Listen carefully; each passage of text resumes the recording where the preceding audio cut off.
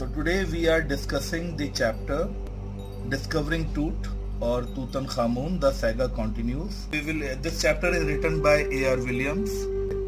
In this chapter we'll be talking about the last Egyptian pharaoh, and his name was Tutankhamun.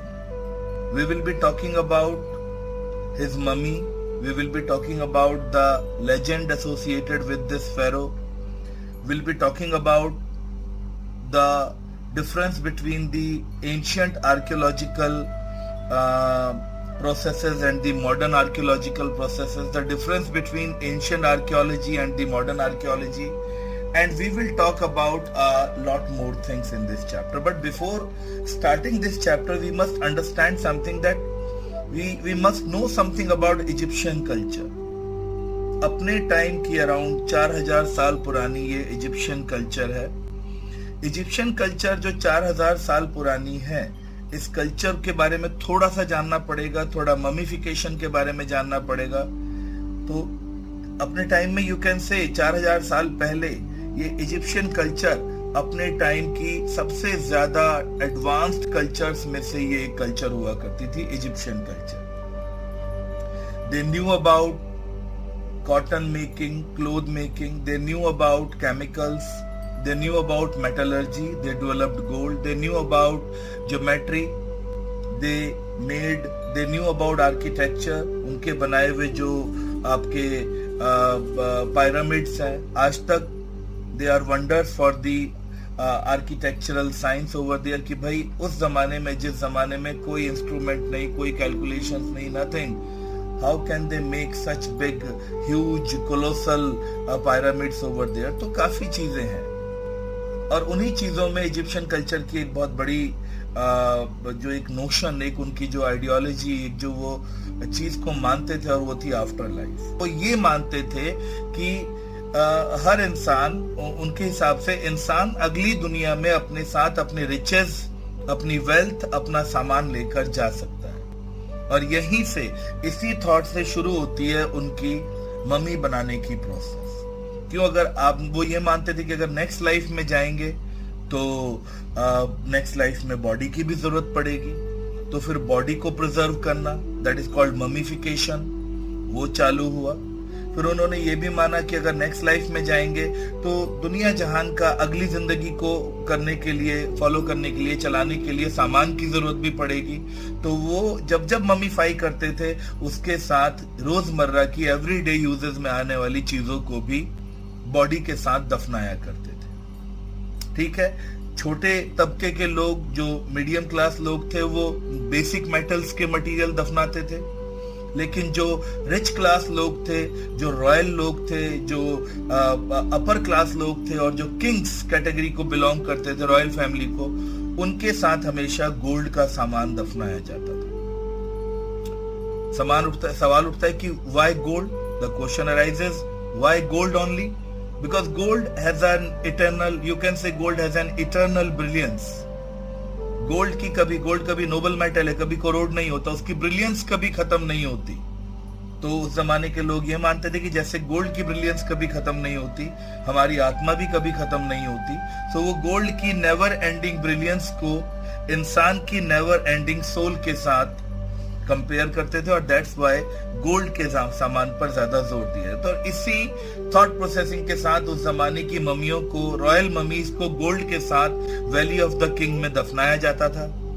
हुआ ये होगा कि कई सालों बाद अचानक से कोई एक आधी मम्मी बाहर आ गई होगी, because of natural incidents, may be earthquake, may be landslide, बाहर आ गई होंगी. तो लोगों को दिखा होगा कि यार 19th सेंचुरी में, 18th सेंचुरी में आकर लोगों को दिखा होगा कि ओ माय गॉड, यहाँ पर जो कब्रें हैं उनसे तो गोल्ड निकल रहा है. तो now the scene comes like grave diggers का सिनेरियो अब सामने आता. ग्रेव डिगर्स ने गोल्ड हंट करने के चक्कर में इन ग्रेव्स को हंट करना शुरू किया. तो ऐसे में जब उन्हें खबर लगी, या उन्होंने जब हिस्ट्री को पढ़ा, तो उन्हें रियलाइज हुआ होगा कि यार तूतनखामुन इस इजिप्शियन डायनेस्टी का लास्ट किंग था. तो अगर लास्ट किंग जब मरा होगा तो उसको दफनाया गया होगा, तो कितना सामान निकला होगा.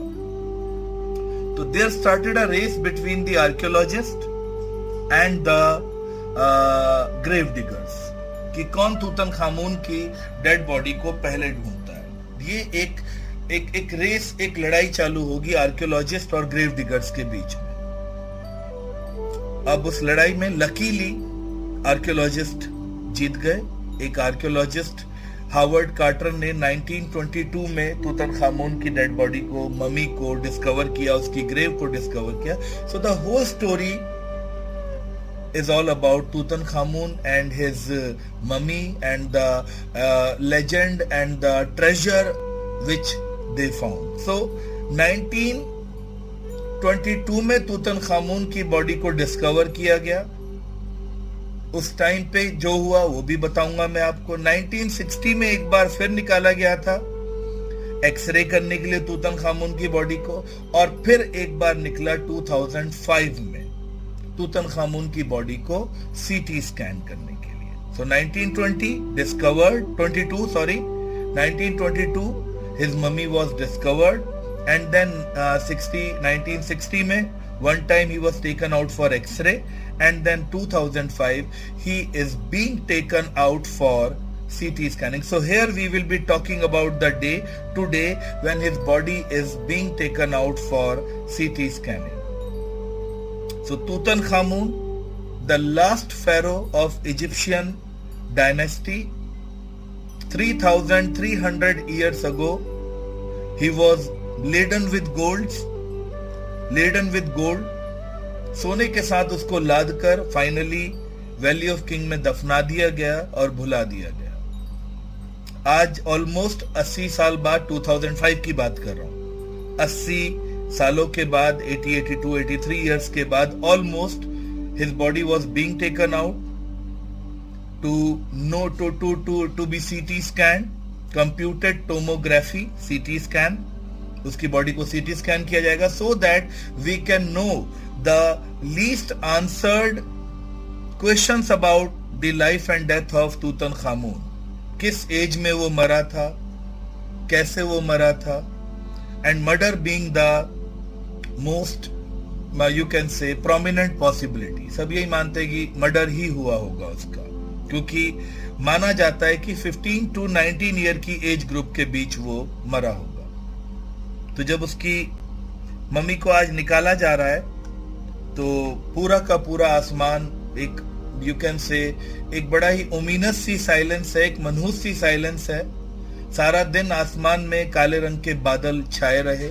शाम हो गई है, 5 बज गए हैं और 5-7 बज गए हैं, और डार्क कैस्केट जो है, आसमान जो है वो बादलों की वजह से तारे भी एक पर्दे में छुपे हुए हैं।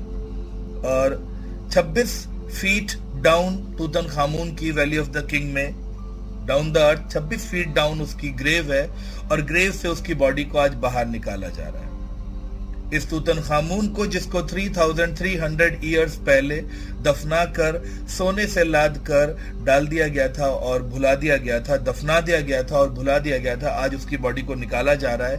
सारा दिन विजिटर्स उसकी कब्र में आते जाते रहे, सारा दिन विजिटर्स आते रहे। कुछ विजिटर्स गाइड बुक से डिटेलिंग पढ़ रहे हैं, तो कुछ विजिटर्स सोच रहे हैं, they are pondering over the fact कि इस यंग रूलर, इस यंग फेरो के साथ क्या हुआ होगा, how he might have died, कैसे मरा होगा।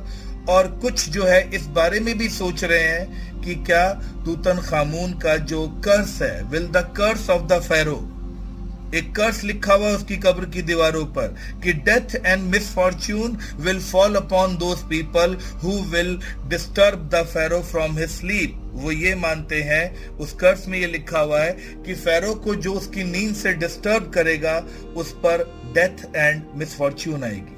क्या वो कर्स सच्ची साबित होगी, सही साबित होगी, इस बारे में भी लोग सोच रहे हैं। इस पूरे प्रोसेस को कौन ओवरसी कर रहा है, कौन देख रहा है, किसके अंडर ये काम हो रहा है? Egyptian supreme council of antiquities के सेक्रेटरी जनरल हैं डॉक्टर जही हवास। तो जही हवास बहुत टेंशन में है।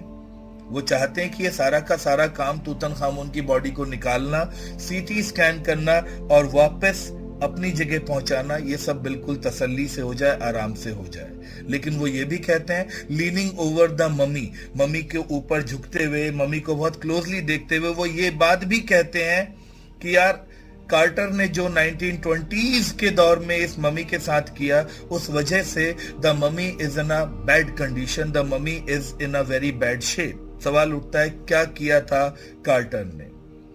A British archaeologist, his full name was Howard Carter. 1922 में उसने तूतनखामून की मम्मी को और उसकी ग्रेव को डिस्कवर किया। Though his contents were hastily ransacked, वो ये कह रहा है कि हालांकि कंटेंट बहुत तेजी से, बहुत जल्दी से निकाल लिया गया, सारा का सारा कब्र के अंदर से हर सामान बहुत तेजी से निकाला गया। सवाल उठता है क्यों निकाला गया? कब्र के अंदर से हर सामान को तेजी से क्यों निकाला गया? Because of the fear of grave diggers. डर था कि कहीं ग्रेव डिगर्स जो है वो मसला ना क्रिएट कर दे, वो प्रॉब्लम ना कर दे, कोई ग्रेव डिगर्स ना आ जाए, उनकी गैंग ना आ जाए, वो चोरी ना कर ले, वो लूट ना ले। तो इस मसले की वजह से उसके सामान को बहुत तेजी से निकाल लिया गया वहां से, और उसके बाद उसकी रिकॉर्डिंग चालू करी गई। कई महीनों तक रिकॉर्ड होता रहा सारा का सारा सामान, क्या क्या मिला। एवरीथिंग वॉज कंप्लीट था सामान, बिल्कुल जिसे कहते हैं एक इंसान को डेथ के बाद अगली जिंदगी में जिस जिस सामान की जरूरत पड़ सकती थी, हर वो सामान था तूतनखामून की ग्रेव में। ठीक है, और तूतनखामून की बॉडी पर भी different kind of you can से ऑर्नामेंट्स थे, एम्यूलेट्स थे, और एंकलेट्स थे, और मतलब लिनन अंडरगारमेंट और फिंगर नेल्स की शीट थी, कवरिंग्स थी, लिनन और मतलब रेजर्स थे, ये वो मतलब सोल्जर्स थे, और बेड्स थे गोल्ड के, और यू कैन से वो शरियट था, वेपन्स थे, सोल्जर्स, सारी चीजें थी कंप्लीट। मतलब इतना सामान था कि वो एक लेजेंड बन गया है। इतना ट्रेजर आज तक दुनिया में कभी किसी मम्मी के साथ या किसी भी तरीके से अंडरग्राउंड लेवल पर इतना ट्रेजर कभी नहीं मिला जितना तूतनखामून की बॉडी के साथ उस दिन मिला। जल्दी से वो सारा सामान निकाल कर रिकॉर्ड वगैरह किया गया, हर चीज का एक डिटेलिंग रिकॉर्ड करी गई।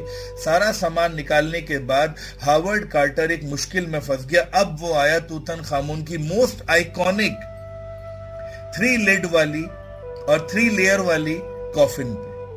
उस कॉफिन के अंदर तूतनखामून बंद है।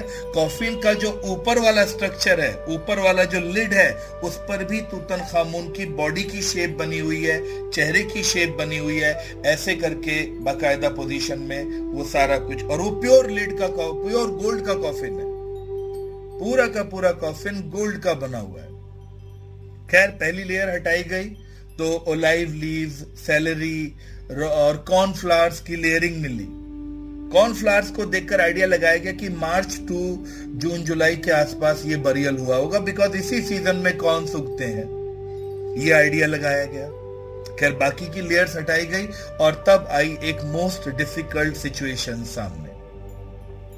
डिफिकल्टी ये थी कि तूतनखामून की बॉडी को ममीफाई करने के लिए, उसकी ममीफिकेशन के लिए जो रेजिन यूज किया गया था, जो केमिकल यूज किया गया था, 3300 ईयर्स में हुआ ये कि वो केमिकल सूख कर हार्ड हो गया, सीमेंटेड हो गया, और तूतनखामून की बॉडी उस कॉफिन के लोअर पार्ट से, बेस से चिपक गई थी पूरी तरीके से, cementing it to the base of the coffin. He tried to use means the legitimate force over there, but no amount of legitimate force could remove that coffin or remove that mummy from that coffin. कितनी भी ताकत लगा ली वो नहीं कर पा रहा था। Now he was in a what to do condition. अगर वो कॉफिन समेत तूतनखामून की मम्मी को कब्र में छोड़ता है तो प्रॉब्लम है। Why? Because grave diggers will anyway, he did not have any choice over there. उसके पास कोई चॉइस ही नहीं बची थी।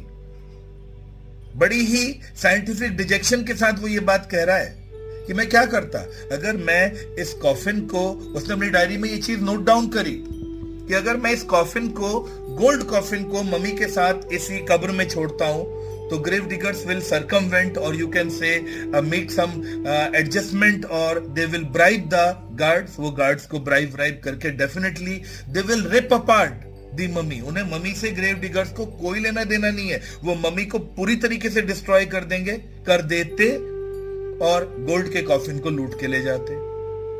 वो क्या करे, वो छोड़ नहीं सकता था। उसने क्या किया, What he did, he thought कि यार ये इजिप्शियन रेगिस्तान है, तो यहाँ 147, 148 इस लेवल पर फ़ारेनहाइट पर सूरज की रोशनी होती है, मे भी सूरज की गर्मी से, हीट से ये रेजिन पिघल जाए। उसने कॉफिन को बाहर रख दिया धूप में। नथिंग बर्स्ट आउट, कोई फायदा नहीं हुआ ये कि धूप लगने से वो कॉफिन और हार्ड हो गया। अब वो रेजिन और हार्ड हो गया। अब वो बेचारे के पास कोई ऑप्शन नहीं बचा था। उसने चीजल से the mummy had to be chiselled out, hammer और चीजल, छेनी से, हथौड़ी और छेनी से काट कर मम्मी को अलग किया गया और कॉफिन अलग निकाला गया। अभी और प्रॉब्लम है। अभी चलो आपने कॉफिन अलग निकाल लिया, अभी मम्मी के साथ इशू है। मम्मी की बॉडी पर भी एम्यूलेट्स हैं, नेकलेस है, ब्रेसलेट्स हैं, एंकलेट्स हैं, गोल्ड लगा हुआ है पूरी बॉडी पर, वो भी नहीं छोड़ा जा सकता क्योंकि मम्मी को डिस्ट्रॉय कर देंगे। Every joint, nearly every joint, Tutankhamun की मम्मी का हर जॉइंट डिस्टर्ब किया गया, तोड़ा गया, सिवियर किया गया, तोड़ा गया और तोड़कर बॉडी से गोल्ड के ऑर्नामेंट अलग किए गए। एक लकड़ी का कॉफिन बनाया गया। लकड़ी के कॉफिन में नीचे रेत की लेयर बिछाई हावर्ड कार्टर ने, और रेत की लेयर बिछाकर बॉडी को दोबारा रीअरेंज कर जहां जहां डैमेज हुआ था वहां कॉटन की पैडिंग लगाकर दोबारा 1922 में तूतनखामुन की बॉडी को अंदर रख दिया, दोबारा रख दिया अंदर, बात खत्म। ये काम किया था हावर्ड कार्टर ने 1922 में। उसके बाद 60 साल बाद एक बार एक्सरे करने के लिए निकाला गया था। एक्सरे के दौरान पता चला था कि तूतनखामुन की सामने की रिब केज की बोन्स मिसिंग है यहाँ की। तो अब यहाँ सवाल उठता है कि क्या फर्क है। अब आज उसकी बॉडी को निकाला जा रहा है सीटी स्कैनिंग के लिए। तो पुराने जमाने में आर्कियोलॉजी में और आज के जमाने की आर्कियोलॉजी में डिफरेंस है। पुराने जमाने की आर्कियोलॉजी में it was material based archaeology. हम मटेरियल, स्ट्रक्चर्स, आर्किटेक्चरल चीजों इन पर ज्यादा जोर देते थे क्योंकि हमारे पास इंस्ट्रूमेंट्स नहीं थे, हमारे पास साधन नहीं थे। बट आज की आर्कियोलॉजी में अगर आप जाएं तो अब आपकी आर्कियोलॉजी काफी डेवलप हो चुकी है। हमारे पास काफी we have many instruments, very apparatus, very new things over there, carbon dating है, अलग अलग चीजें हमारे पास। सो आज की आर्कियोलॉजी जो है वो फैक्ट बेस्ड ज्यादा हो चुकी है। We want to know more about death, life and death. क्या एज रही होगी तूतनखामुन की, कैसा दिखता होगा, कैसे चलता होगा, क्या रीजन रहा होगा उसके मरने का, किस कंडीशन में मरा होगा। We want to know about all these lingering possibilities Tutankhamun की डेथ को लेकर। इन सब चीजों के बारे में जानने में अब हम ज्यादा इंटरेस्टेड रहते हैं रादर देन मटेरियलिस्टिक चीजों को लेकर। पुराने जमाने में होता था कि सामान की ज्यादा कदर थी, मम्मी की इतनी कदर नहीं थी, बिकॉज मम्मी को प्रोब करने के लिए, इन्वेस्टिगेट करने के लिए we did not have much options और much facilities. But now we are all loaded. आज हम लोडेड है, हमारे पास हर तरह की चीज है इन सब चीजों के बारे में जानने की। तो इसलिए अब ज़ही हवास आज इजिप्शियन एंटीक्विटीज सुप्रीम काउंसिल जो उनके एंटीक्विटीज की, उसके सेक्रेटरी जनरल हैं और वो तूतनखामुन की बॉडी को सीटी स्कैन करना चाह रहे हैं। Egyptian supreme council of antiquities को ये सीटी स्कैन किसने गिफ्ट किया है? नेशनल ज्योग्राफिक चैनल और इस सीटी स्कैनर के मैन्युफैक्चरर सीमेंस, दोनों ने मिलकर, द कंपनी सीमेंस और नेशनल ज्योग्राफी चैनल दोनों ने मिलकर ये सीटी स्कैनर उनको गिफ्ट किया है। और उस सीटी स्कैन में पहली मम्मी सीटी स्कैन होने के लिए जाएगी वो तूतनखामुन की जाएगी। जब वो जिंदा था वो तब भी सबसे आगे था, ही वॉज द किंग। वो मर गया है, वो आज भी सबसे आगे है, regally moving forward ahead of his all the citizens. वो सबसे पहले वही जाएगा सीटी स्कैनर में, Tutankhamun. To know about his means उसकी जो आपका टोम थी, उस टोम से क्या नहीं मिला, उस टूम से हर तरह का गोल्ड का सामान मिला। तो इस पर एक क्वेश्चन आता है, describe the treasure found in the टूम of Tutankhamun. Means amulets मिले, नेकलेस मिले, ब्रेसलेट्स मिले, एंकलेट्स मिले, सोल्जर्स मिले गोल्ड के, 3 लेयर लिड वाला कॉफिन गोल्ड का पूरा मिला with an iconic face structure, and soldiers and bed made up of gold, and horses made up of gold, chariots made up of gold, arms and weapons and ammunitions all made up of gold. हर तरह का सामान, finger seat मिली, nail seats मिले, and razor's मिले, linen के garments मिले। मतलब complete एक treasure है जो पूरी दुनिया के लिए आज तक एक लेजेंड बना हुआ है। तूतनखामुन के अगर खानदान की बात करें, थोड़ा सा इसकी डायनेस्टी को भी इलेबोरेट किया गया है। ये मोस्ट इंपॉर्टेंट पार्ट है, ध्यान से सुने। तूतनखामुन के जो दादा थे वो थे अमेनहोटेप 4, अमेनहोटेप 3, सॉरी। तूतनखामुन के दादा जो थे वो थे अमेनहोटेप 3। 4 डेकेड तक उन्होंने राज किया, 40 साल तक। And it was the golden period of this dynasty.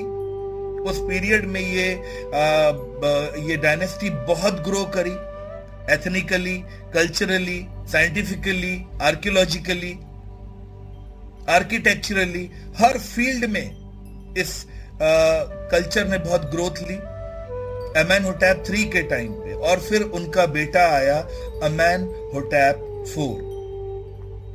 Tutankhamun के जो दादा थे अमेनहोटेप 3, वो आमून गॉड को फॉलो करते थे। मून गॉड, आमून गॉड बोले तो मून डिस्क, वो लोग मून गॉड को फॉलो करते। तो पूरे इजिप्ट में मून गॉड के मंदिर थे, पूरे इजिप्ट में मून गॉड की पूजा होती थी। लेकिन पता नहीं क्या हुआ, अमेनहोटेप 4 जब आया राज करने, he suddenly in a very eccentric manner he decided कि no, I will not follow Amun god. मैं आमून गॉड को फॉलो नहीं करूंगा, मैं आटेन गॉड को फॉलो करूंगा। बोले तो सन डिस्क, मैं सन गॉड को फॉलो करूंगा। he started following Aten god. Thebes नदी के किनारे से कैपिटल को उसने पूरा चेंज किया और अमराना में लेकर गया। पूरी कैपिटल को अमराना में शिफ्ट किया और पूरे इजिप्ट से उसने आमून गॉड के आइडल्स, आमून गॉड के मंदिरों पर अटैक करवाया और आमून गॉड के मंदिर और आमून गॉड के सारे आइडल्स तोड़वा दिए। ये किया अमेनहोटेप 4 ने। और तो और उसने अपना नाम भी चेंज कर लिया। उसने अपना नाम रख लिया, अमेनहोटेप 4 ने अपना नाम रख लिया Akhenaten. Akhenaten means servant of sun god. He changed his name। और ये उसने बड़ा एक स्ट्रेंज चैप्टर चालू किया इजिप्शियन डायनेस्टी के अंदर। सारे आमून गॉड की मूर्तियां तोड़वा दी, आटेन गॉड के मंदिर बनवाए। बोले तो इजी लैंग्वेज में मून गॉड की मूर्तियां तोड़वा दी और सन गॉड की पूजा करवाई, इंपोज करी लोगों के ऊपर। और वो राज करके फिर मर गया। उसका बेटा था तूतनखाटेन। जब ये मरा, आखेन आटेन, जिसको कि हम अमेनहोटेप 4 भी कहते हैं, जब ये मरा तो उस वक्त तूतनखाटेन बहुत छोटा था, तो मे बी उसे किंग नहीं बनाया गया। कोई एक मिस्टीरियस सा बहुत ही थोड़े टाइम के लिए किंग आया, समन खकरे, कुछ ऐसा नाम है, समन खकरे। वो आया और उसने इजिप्शियन डायनेस्टी पर कोई इम्प्रिंट नहीं छोड़ा। वो आया और वो 2-3 साल राज करके चला भी गया। वो इतना इंपॉर्टेंट नहीं था। और उसके बाद राजा बना छोटी सी उम्र में, अराउंड 12-13 साल की एज में, 14 साल की एज में तूतनखाटेन राजा बना।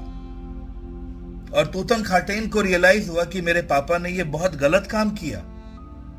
हम पुराने जमाने से आमून गॉड को फॉलो करते आ रहे थे, ये मेरे पापा ने क्यों किया?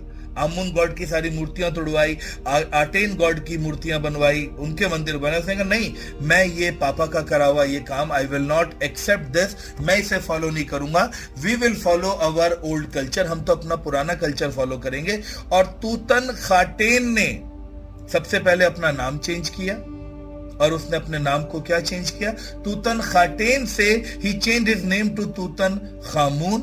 उसने अपना नाम तूतनखामुन किया और उसके बाद उसने सारे आर्टेन गॉड के मंदिरों को पूरा तोड़वाया, रिस्टोर किया और आमून गॉड के मंदिर और मूर्तियां बनवाई और 5-7 साल राज करके 19 ईयर की एज में यह लड़का मर गया। So this was the dynasty history of Tutankhamun, जो पैदा हुआ था तूतनखाटेन के नाम से, बट उसने अपना नाम चेंज कर लिया तूतनखामुन में, क्योंकि उसे अपने पापा का किया हुआ काम पसंद नहीं आया। This is really not done, उसने कहा। तो ये सब हुआ और आज उसी तूतनखामुन को, उसके बाद जब वो मरा होगा, his death was a big incident for that Egyptian dynasty। उसकी मौत उस इजिप्शियन डायनेस्टी के लिए जिसने पूरे इजिप्ट पर राज किया कई डेकेड्स तक और गोल्डन पीरियड चलाया उस जमाने का, the death of Tutankhamun was a death rattle of that dynasty as well. Tutankhamun की मौत उस डायनेस्टी की भी मौत थी। क्यों? क्योंकि तूतनखामुन बिना शादी के मरा, उसका कोई बच्चा नहीं था। तो उसके बाद उस डायनेस्टी को चलाने वाला कोई भी नहीं था। He died.